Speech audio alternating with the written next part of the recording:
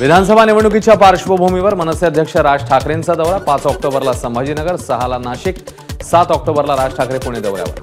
225 ते 250 जागा लढवण्याचा मनसेचा निर्धार।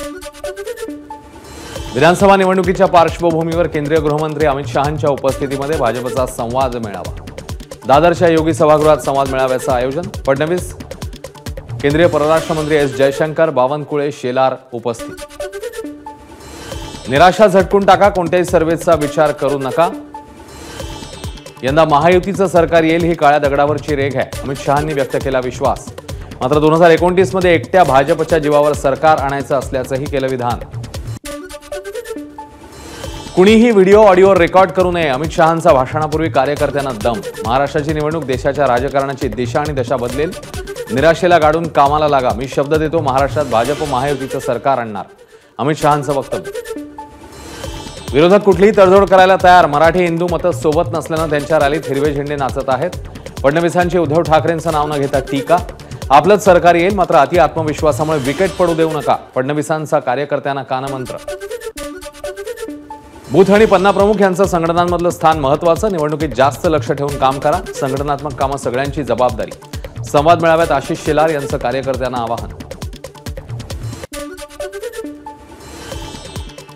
भाजप मगरीसारखा आहे, हळूहळू सर्वांना संपवतं। 2029ला फक्त भाजपचं सरकार येणार म्हणजे तो इतरांना गिळणार, अमित शहांच्या वक्तव्यानंतर जितेंद्र आव्हाडांचा हल्लाबोल।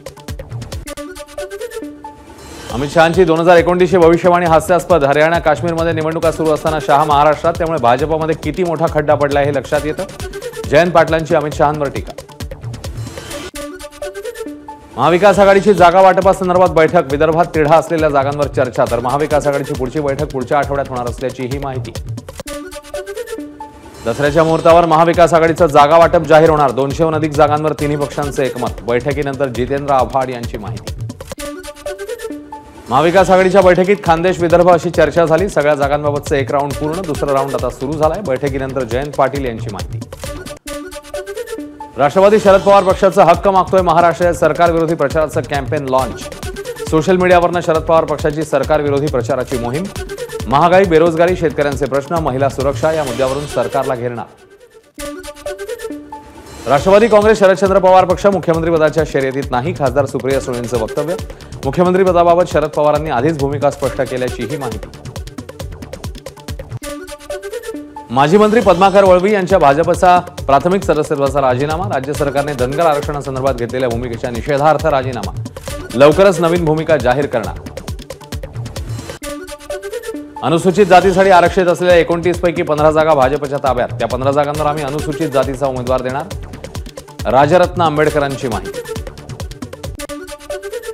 पुण्यामध्ये आरपीआय खरात गटाचे राष्ट्रीय अध्यक्ष सचिन खरात यांनी घेतली शरद पवारांची भेट, त्यामुळे सचिन खरात अजित पवारांची साथ सोडणार का याकडे लक्ष। पुण्यामध्ये अजित पवार गटाचे जुन्नरचे आमदार अतुल बेनके समर्थकांनी घेतली शरद पवारांची भेट, अतुल बेनकेंना पक्षात घेऊन त्यांना उमेदवारी देण्याची केली मागणी। महाविकास आघाडीतील नेत्यांचे भावी मुख्यमंत्री म्हणून 12 पोस्टर लागतात, पण एकनाथ शिंदेच पुन्हा मुख्यमंत्री होणार, आमदार शहाजी बापू पाटलांचा विरोधकांना टोला। गुहागरमध्ये नातेवाईकाला तिकीट देण्यासंदर्भात कोणताही निर्णय मुख्यमंत्री शिंदेंनी घेतलेला नाही, तिथे शिवसैनिकालाच तिकीट दिलं जाणार, उदय सामंत यांचं रामदास कदम यांना प्रत्युत्तर। निवडणुकीपूर्वी जे पक्षाला सोडून गेले त्यांना जनता लायकी दाखवणार, धनंजय मुंडेंची बजरंग सोनावणेंवर टीका।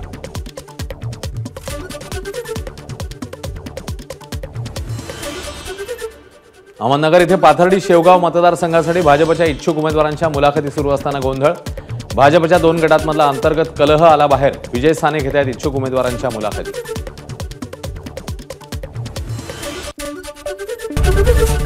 एबीपी माझा, उघडा डोळे बघा नीट।